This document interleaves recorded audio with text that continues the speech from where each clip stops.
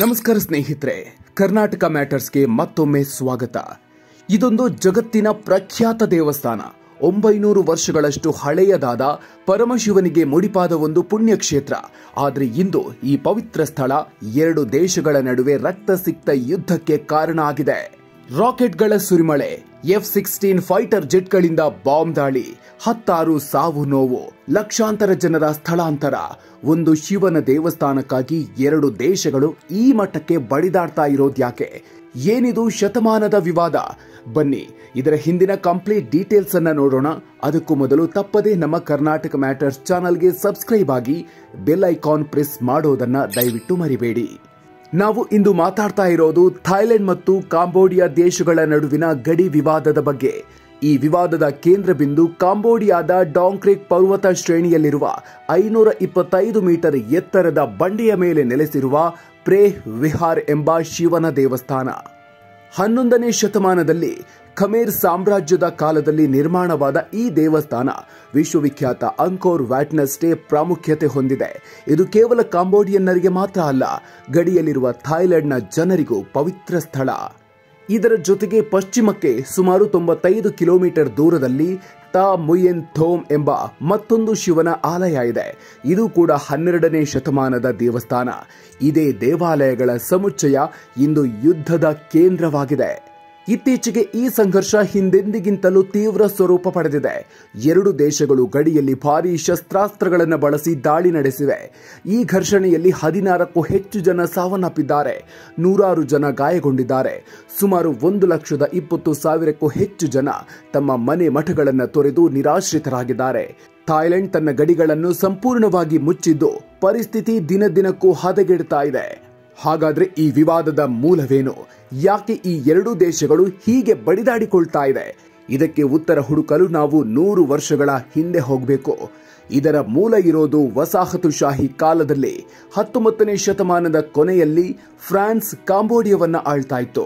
1904ರಿಂದ 1907ರ ನಡುವೆ ಫ್ರಾನ್ಸ್ ಮತ್ತು ಅಂದಿನ ಸಯಾಮ್, ಇಂದಿನ ಥೈಲ್ಯಾಂಡ್ ನಡುವೆ ಗಡಿ ಗುರುತಿಸಲು ಹಲವು ಒಪ್ಪಂದಗಳು ನಡೆದಿದ್ವು. ಫ್ರೆಂಚ್ ಸರ್ವೇಯರ್ಗಳು ನಕ್ಷೆಯನ್ನ ರಚಿಸುವಾಗ ಪ್ರೇಹ್ ವಿಹಾರ್ನಂತ ಸಾಂಸ್ಕೃತಿಕವಾಗಿ ಮಹತ್ವದ ಸ್ಥಳಗಳು ಕಾಂಬೋಡಿಯಾದ ಗಡಿಯೊಳಗೆ ಬರುವಂತೆ ಒಂದು ಸಣ್ಣ ವಿನಾಯಿತಿ ನೀಡಿದ್ರು. ಥೈಲ್ಯಾಂಡ್ ಆಗ ಈ ನಕ್ಷೆಯನ್ನ ಒಪ್ಪಿಕೊಂಡಿತ್ತಾದ್ರೂ ನಂತರ ನೈಸರ್ಗಿಕ ಜಲಾನಯನ ರೇಖೆಯನ್ನ ಅನುಸರಿಸಬೇಕಿತ್ತು, ನಕ್ಷೆ ತಪ್ಪಾಗಿದೆ ಅಂತ ವಾದಿಸಲು ಶುರು ಮಾಡಿತು. ಈ ವಿವಾದ 1962ರಲ್ಲಿ ಅಂತಾರಾಷ್ಟ್ರೀಯ ನ್ಯಾಯಾಲಯದ ಮೆಟ್ಟಿಲೇರಿತ್ತು. ಆಗ ನ್ಯಾಯಾಲಯವು ಫ್ರೆಂಚ್ ನಕ್ಷೆಯನ್ನ ಆಧರಿಸಿ ಪ್ರೇಹ್ ವಿಹಾರ್ ದೇವಸ್ಥಾನ ಕಾಂಬೋಡಿಯಾಗೆ ಸೇರಿದ್ದು ಅಂತ ಐತಿಹಾಸಿಕ ತೀರ್ಪು ನೀಡಿತು. ಥೈಲ್ಯಾಂಡ್ ತನ್ನ ಸೈನಿಕರನ್ನ ಹಿಂಪಡಿಬೇಕು ಅಂತಲೂ ಆದೇಶಿಸಿತು. ಆದರೆ ಥೈಲ್ಯಾಂಡ್ ಈ ತೀರ್ಪನ್ನ ಸಂಪೂರ್ಣವಾಗಿ ಒಪ್ಪಿಕೊಳ್ಳಲೇ ಇಲ್ಲ. 2011ರಲ್ಲಿ ಮತ್ತೆ ಘರ್ಷಣೆಗಳು ನಡೆದಾಗ 2013ರಲ್ಲಿ ಅಂತಾರಾಷ್ಟ್ರೀಯ ನ್ಯಾಯಾಲಯ ತನ್ನ ತೀರ್ಪನ್ನ ಮತ್ತಷ್ಟು ಸ್ಪಷ್ಟಪಡಿಸಿ ಕೇವಲ ದೇವಸ್ಥಾನ ಅಲ್ಲ, ಅದರ ಸುತ್ತಮುತ್ತಲಿನ ಪ್ರದೇಶವು ಕಾಂಬೋಡಿಯಾಗೆ ಸೇರಿದ್ದು ಅಂತ ಖಡಾಖಂಡಿತವಾಗಿ ಹೇಳಿತು.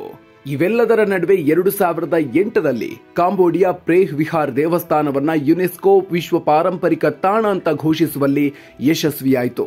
ಇದು ಥೈಲ್ಯಾಂಡ್ನ ರಾಷ್ಟ್ರೀಯವಾದಿಗಳನ್ನ ಕೆರಳಿಸಿತು. ಆಗ್ಲೂ ಗಡಿಯಲ್ಲಿ ಘರ್ಷಣೆಗಳು ನಡೆದವು. ಎರಡೂ ಕಡೆಯ ಸೈನಿಕರು ಪ್ರಾಣ ಕಳೆದುಕೊಂಡಿದ್ರು. ಇತ್ತೀಚಿನ ಸಂಘರ್ಷದ ಕೇಂದ್ರ ಬಿಂದು ತಾ ಮುಯೆನ್ ಥೋಮ್ ದೇವಸ್ಥಾನ. ಸಾಮಾನ್ಯವಾಗಿ ಖಮೇರ್ ದೇವಾಲಯಗಳು ಪೂರ್ವಕ್ಕೆ ಮುಖ ಮಾಡಿರುತ್ತೆ, ಆದರೆ ಈ ದೇವಾಲಯ ದಕ್ಷಿಣಕ್ಕೆ ಮುಖ ಮಾಡಿದೆ.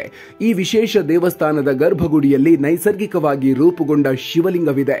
ಇತ್ತೀಚೆಗೆ ಕಾಂಬೋಡಿಯಾದ ಸೈನಿಕರು ಇಲ್ಲಿಗೆ ಬಂದು ತಮ್ಮ ರಾಷ್ಟ್ರಗೀತೆ ಹಾಡಿದ್ದು ಥಾಯ್ ಸೈನಿಕರನ್ನ ಕೆರಳಿಸಿತ್ತು. ಈ ವಿಡಿಯೋ ಸೋಷಿಯಲ್ ಮೀಡಿಯಾದಲ್ಲಿ ವೈರಲ್ ಆಗಿತ್ತು. ಈ ಗಡಿ ವಿವಾದದ ಹಿಂದೆ ದೊಡ್ಡ ರಾಜಕೀಯ ಆಟವೂ ಇದೆ. ಕಾಂಬೋಡಿಯಾದಲ್ಲಿ ದಶಕಗಳಿಂದ ಅಧಿಕಾರದಲ್ಲಿದ್ದ ಹುನ್ ಸೆನ್ ಇತ್ತೀಚೆಗೆ ತಮ್ಮ ಮಗ ಹುನ್ ಮಾನೆಟ್ಗೆ ಅಧಿಕಾರ ಹಸ್ತಾಂತರಿಸಿದ್ದಾರೆ. ತಮ್ಮ ಮಗನ ಸ್ಥಾನವನ್ನ ಭದ್ರಪಡಿಸಲು ಮತ್ತು ಜನರ ಗಮನವನ್ನ ಬೇರೆಡೆಗೆ ಸೆಳೆಯಲು ರಾಷ್ಟ್ರೀಯವಾದವನ್ನು ಪ್ರಚೋದಿಸಲಾಗುತ್ತಿದೆ ಎನ್ನುತ್ತಾರೆ ವಿಶ್ಲೇಷಕರು. ಇತ್ತ ಥೈಲ್ಯಾಂಡ್ನಲ್ಲೂ ರಾಜಕೀಯ ಅಸ್ಥಿರತೆ ಇದೆ. ಪ್ರಧಾನಿ ಪೆಟೊಂಗ್ಟಾನ್ ಚಿನವಾತ್ರ ಅವರ ಸರ್ಕಾರ ದುರ್ಬಲ ಆಗಿದೆ. ಕಾಂಬೋಡಿಯಾದ ನಾಯಕ ಹುನ್ ಸೆನ್ ಜೊತೆಗಿನ ಅವರ ವೈಯಕ್ತಿಕ ಸ್ನೇಹದ ಫೋನ್ ಕರೆ ಸೋರಿಕೆಯಾಗಿ ಅವರು ದೇಶದ ಹಿತಾಸಕ್ತಿಗಿಂತ ವೈಯಕ್ತಿಕ ಸಂಬಂಧಕ್ಕೆ ಹೆಚ್ಚು ಬೆಲೆ ಕೊಡ್ತಾರೆ ಎಂಬ ಆರೋಪ ಎದುರಿಸುತ್ತಿದ್ದಾರೆ. ಹೀಗಾಗಿ ಸೇನೆಯನ್ನ ಮತ್ತು ಜನರನ್ನ ಓಲೈಸಲು ಸರ್ಕಾರ ಕಠಿಣ ನಿಲುವು ತಾಳ್ತಿದೆ. ಈ ವಿಚಾರ ಈಗ ವಿಶ್ವಸಂಸ್ಥೆಯ ಭದ್ರತಾ ಮಂಡಳಿಯನ್ನು ಆವರಿಸಿದೆ. ಅಮೆರಿಕ ಶಾಂತಿಗೆ ಕರೆ ನೀಡಿದೆ. ಕಾಂಬೋಡಿಯಾದ ಆಪ್ತ ರಾಷ್ಟ್ರವಾದ ಚೀನಾ ಮಾತುಕತೆಯ ಮೂಲಕ ಸಮಸ್ಯೆ ಬಗೆಹರಿಸಿಕೊಳ್ಳಿ ಎಂದಿದೆ. ಆದರೆ ಮಧ್ಯಸ್ಥಿಕೆ ವಹಿಸಲು ಯಾರೂ ಮುಂದೆ ಬರ್ತಾ ಇಲ್ಲ.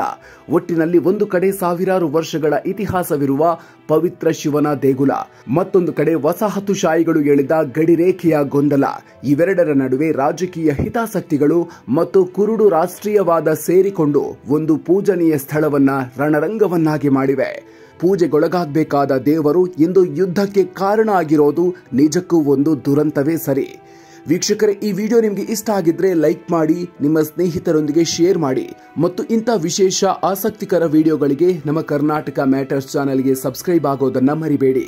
ಮುಂದಿನ ವಿಡಿಯೋದೊಂದಿಗೆ ಮತ್ತೆ ಸಿಗೋಣ. ಅಲ್ಲಿವರೆಗೂ ನಮಸ್ಕಾರ.